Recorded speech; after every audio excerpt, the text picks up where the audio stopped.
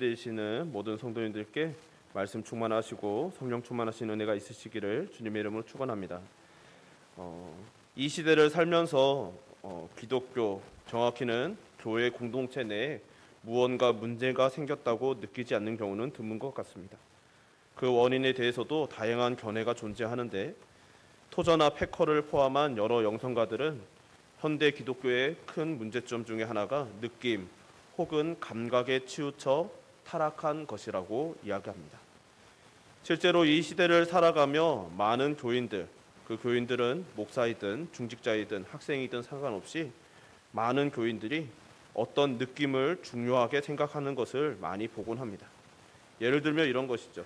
기도했을 때 마음이 편해지는 느낌, 누군가 나를 어루만지는 듯한 감각, 찬양할 때, 기도할 때, 예배 드릴 때 마음의 기쁨과 같은 긍정적인 감정이 혹은 감각이 차오르는 느낌이 자신이 받는 은혜의 유무를 판단하는 기준이 되는 것이죠. 이런 느낌 혹은 감각에 좌우되는 경향은 복음을 경험하지 못한 채 경험하는 척하는 사람들이 교회 중에 많을 때 생기는 현상이라는 진단도 있는 것이죠.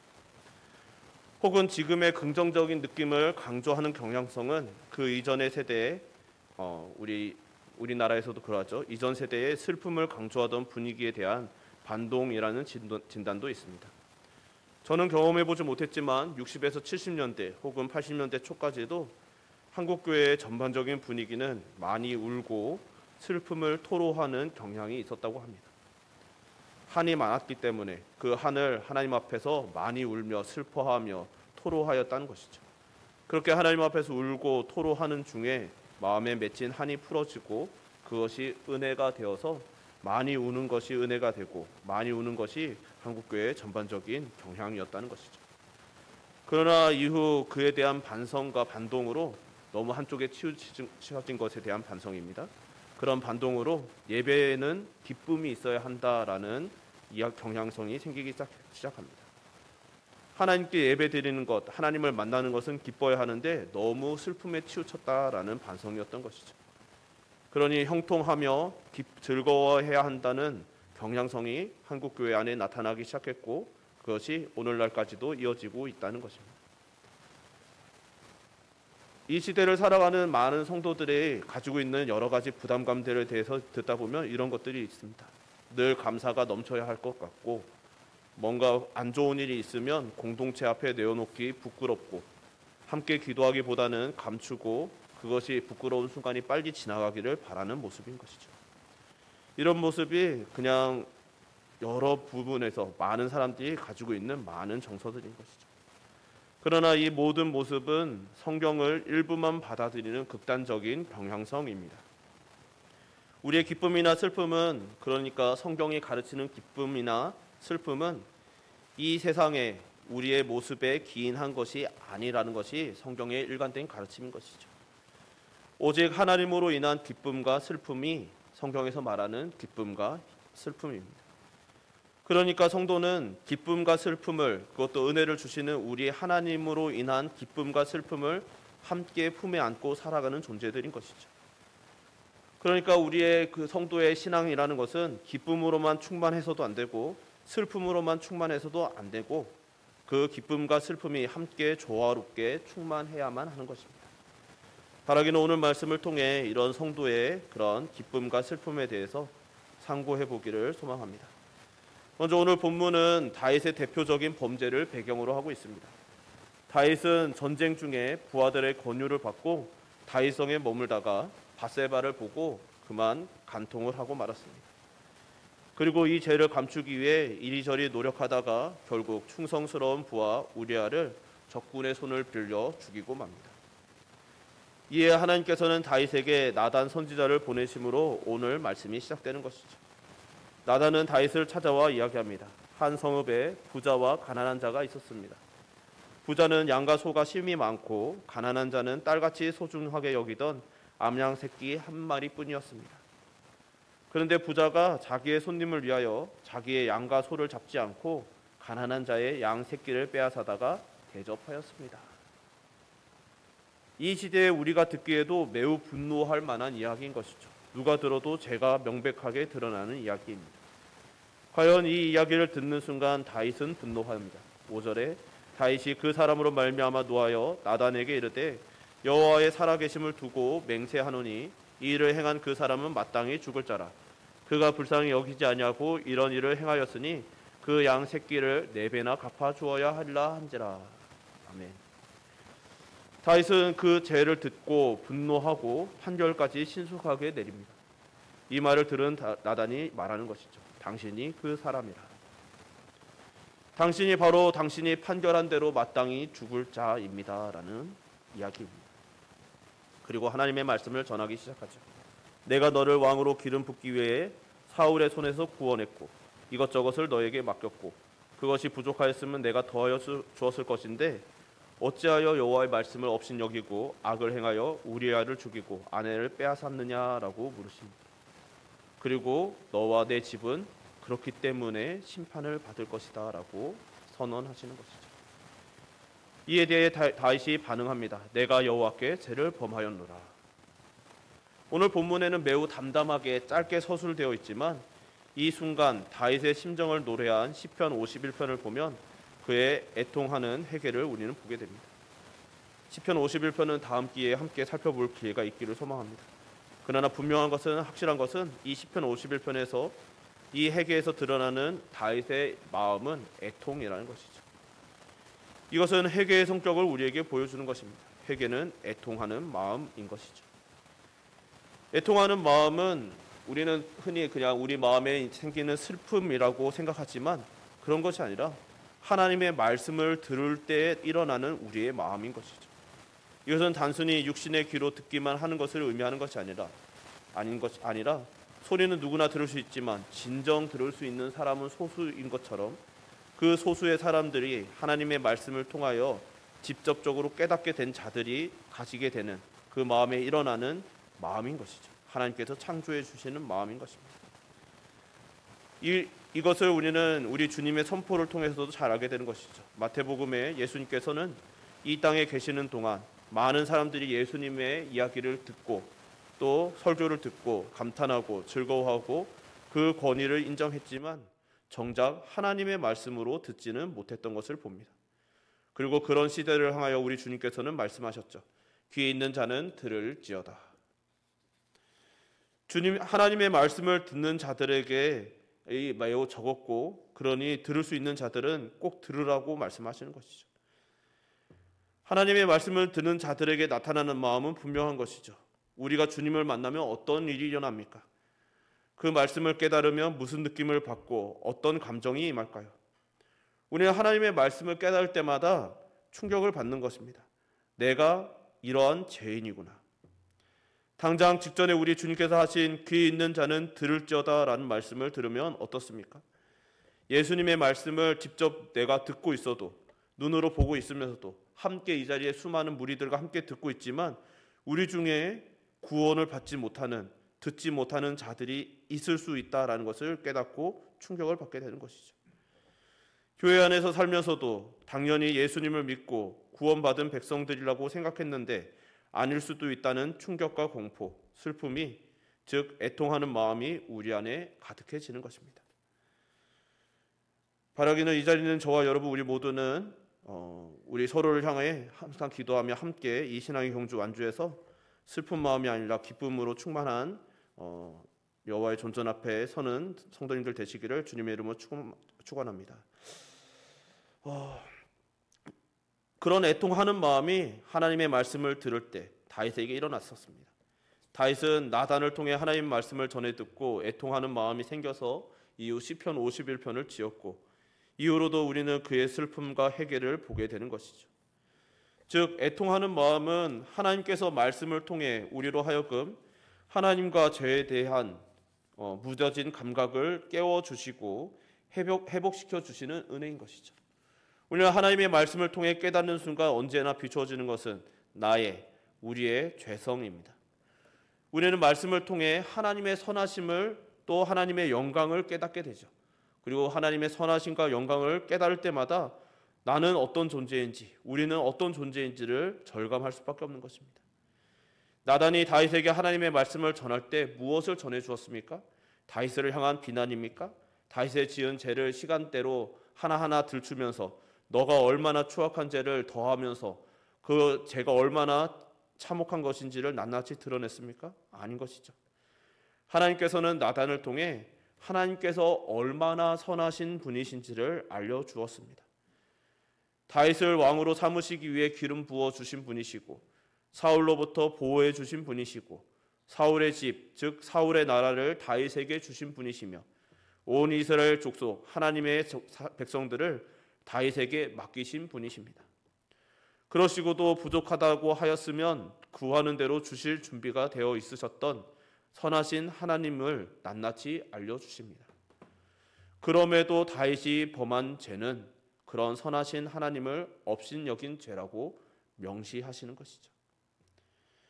하나님의 말씀을 통해 우리는 하나님의 선하심을 깨닫고 그러면 또 그럴수록 그에 대조되는 우리의 죄성을 동시에 깨닫게 됩니다. 바로 하나님의 말씀을 들으며 애통하는 마음은 그런 것이죠. 하나님은 선하시고 하나님께서는 이러이러하신 뜻을 가지고 계셨는데 내가 그것을 헤아리지 못하여서 이 세상의 삶에 치여고 이리저리 우리의 감정에 휘둘리고 이 세상의 조건들과 여러 환경에 휘둘려서 우리가 하나님을 원망합니다. 때로는 하나님 앞에 죄를 짓습니다.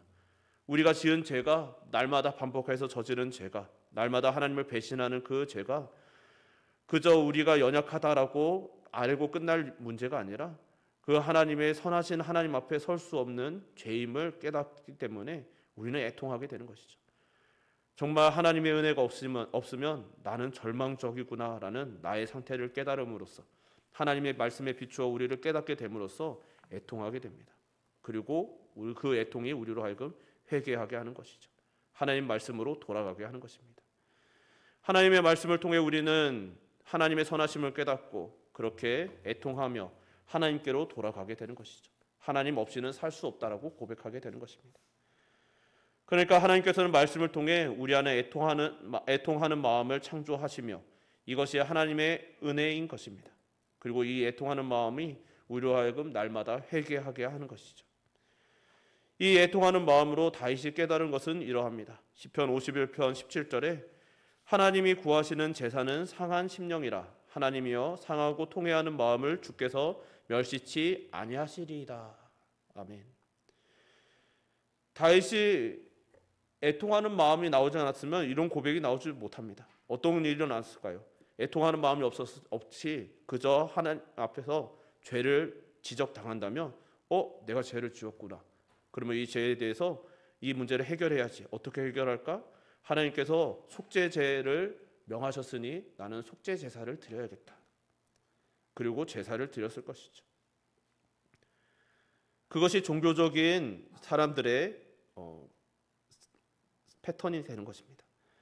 그러니까 그저 하나님을 만나지 못하고 종교로서만 교회 안에 머무는 자들, 하나님을 아는 자들은 지식으로만 하나님을 아는 자들은 내가 죄를 지었으면 내가 제사를 드리고 회개 기도를 하고 회개 예물을 드리고 회개 예배를 드리면 되겠지라고 생각하는 것이죠.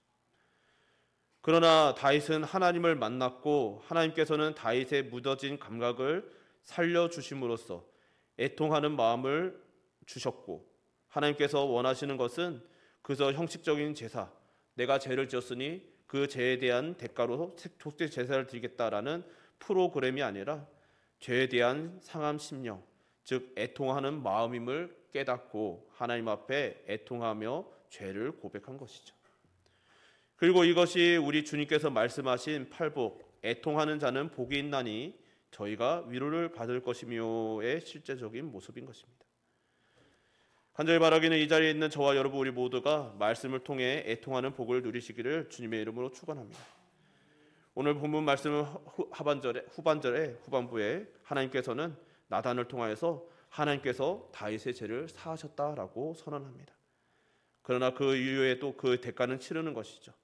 그 후손들의 칼이 자손들에게서 다윗의 집에서 떠나지 않을 것이고 하나님께서 그 아들을 죽이실 것이고 그리고 백주의 그 아내들이 다른 사람과 더불어 동침하는 일이 일어날 것이라고 이야기합니다.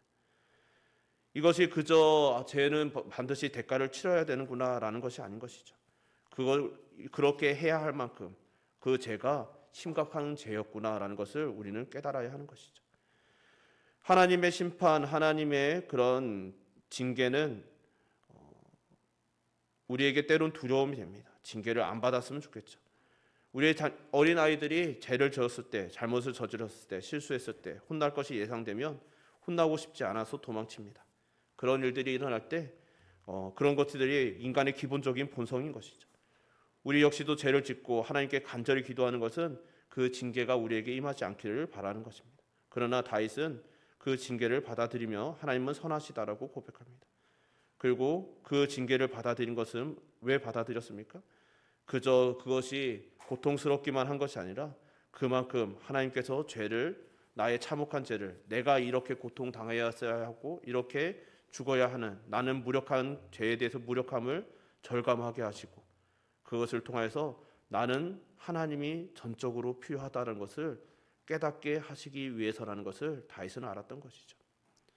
그렇게 하나님께 날마다 말씀을 비추며 그 하나님께 간구하며 그 일을 피해 주시기를 간구하기도 하지만 그 모든 결론이 났을 때는 하나님의 선하심을 인정하고 받아들이고 하나님 앞에 서는 모습을 다윗은 보일 수 있었던 것입니다. 간절히 바라기는 이 자리는 저와 여러분 우리 모두가 이러한 은혜가 있으시기를 주님의 이름으로 축원합니다. 하나님의 말씀을 통해 하나님을 더 알아가는 삶을 우리는 살아갈 수밖에 없는 자들입니다. 하나님의 말씀을 알아간다는 것은 그저 우리 마음의 기쁨과 어떤 긍정적인 것으로만 채워진다는 것이 아닙니다. 우리는 말씀을 알면 알수록 우리의 마음에 애통함이 생기는 것이죠. 이전에는 죄로 여기지 않았던 것이 죄로 깨달아집니다. 이제 하나님을 선명히 알면 알수록 우리는 우리의 죄도 더욱더 선명하게 알게 되는 것이죠. 그러니 그때마다 우리는 애통하고 그때마다 하나님께 나아갈 수밖에 없고 나는 전적으로 무력하니 하나님께서 모든 것을 감당해 주셔야 된다는 것을 인정할 수밖에 없는 무력한 자들이 되는 것이죠. 앞서 우리 주님께서도 애통하는 자들을 그렇게 할 때 애통하는 자들을 삶을 살 때 그렇다면 우리는 애통으로만 가득한 삶을 살아야 하는가라고 하면 그렇지 않은 것이죠. 앞서 우리 주님께서도 애통한 자가 받을 복은 위로를 받는 것이라고 말씀하십니다. 애통을 통해 우리는 위로를 받는 것이죠. 이것은 결국 하나님의 위로, 천국의 위로를 받을 수 있는 자는 오직 애통하는 자들 뿐임을 우리에게 알려줍니다. 죄로 인해, 죄 앞에 자신의 무력함으로 인해 하나님의 도우심 외에는 기대할 수 없는 그저 하나님의 긍휼하심을 의지할 수밖에 없는 자들이 애통하는 자들이고 자신의 그런 무능함을 전적인 타락과 전적인 무능함을 인정하는 자들이에게 하늘의 위로가 있는 것입니다. 그리고 그렇게 임한 하늘의 위로가 성도에게는 기쁨이 되는 것이죠. 그리고 그 기쁨은 결국 하나님을 향한 경외로 이어지게 되는 것입니다. 그러니까 우리의 삶은 분명한 것이죠. 말씀을 비추어서 날마다 우리의 자신을 돌아보아야 합니다. 날마다 그 말씀에 비추어서 나는 말씀대로 살았는가? 나의 죄는 무엇인가? 나의 무력함은 대체 무엇인가? 라는 것을 날마다 찾아야 되는 것이죠. 오늘날 많은 이들이 굳이 나의 죄, 나의 부끄러움을 들추고 싶어 하지 않습니다. 그러나 그런 것을 나의 부끄러움, 나의 무력함 이런 것을 드러냄으로써 그것이 드러나는 것이 부끄러운 일이라고 생각하고 날마다 하나님 앞에 기쁨과 찬양 그런 즐거운 축제와 같은 것들이 가득해야만 복받은 사람이라고 착각하는 것이죠. 그러나 성경은 분명히 말씀하시는 것입니다. 하나님의 말씀을 끊임없이 가까이 하고 하나님의 선하심을 더 깊이 알면 알수록 깨닫게 되는 우리의 죄, 나의 무력함을 깨닫고 애통하고 그 선하신 하나님, 우리를 향한 그 선하신 하나님의 그 복음의 은혜, 구원의 은혜를 더 선명하게 느끼며 우리의 기쁨을 그러한 기쁨으로 채워가야 하는 것입니다. 우리가 드리는 예배가 그러한 예배가 되기를 간절히 소망합니다. 이 자리에 있는 우리의 모든 성도님들께서는 저와 여러분 우리 모두가 날마다 하나님 말씀을 통하여서 또 예배를 통하여서 찬양을 통하여서 날마다 우리의 하나님은 어떤 분이신지를 깨달고 그 하나님 앞에 선 나는 어떤 존재인지를 알며 그 하나님 앞에 선 나의 그 죄성을 회개하고 애통하며 그 애통함 끝에 그럼에도 불구하고 우리에게 주신 하나님의 은혜 그 복음 구원의 은혜를 더욱더 깊이 선명하게 찬양하며 그런 감사와 감격으로 충만해져가는 우리 은총 공동체 되시기를 주님의 이름으로 축원합니다. 우리 찬양 한 곡 같이 부르시고 같이 기도했으면 좋겠습니다. 우리 정결한 마음 주시옵소서라는 찬양인데요. 우리 가사를 생각하면서 하나님 우리에게 정결한 마음 주셔서 정말 우리의 상한 심령, 무감각해진 심령, 거짓된 영을 새롭게 하여 달라고, 정말 하나님으로 충만하게 해달라고, 기쁨을 충만케 해달라고 우리 기도하는 마음으로 찬양합시다. 정결한 마음 주시옵소서. 오 주님, 정직한 영을 새롭게 하소서.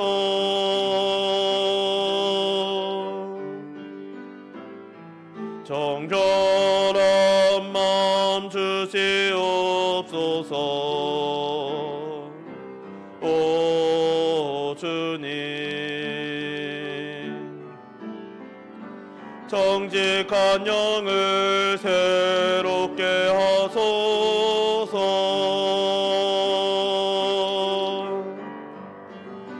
나를 주님 앞에서 멀리 하지 마시고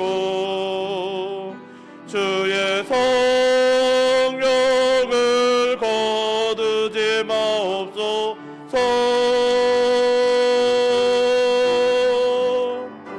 그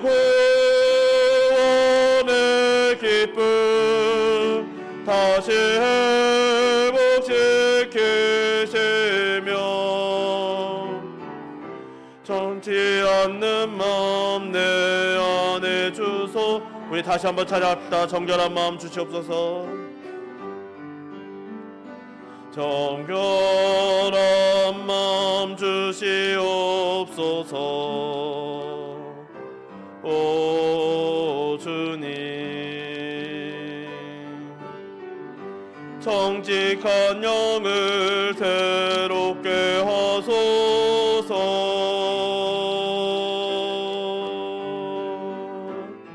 정결한 마음 주시옵소서.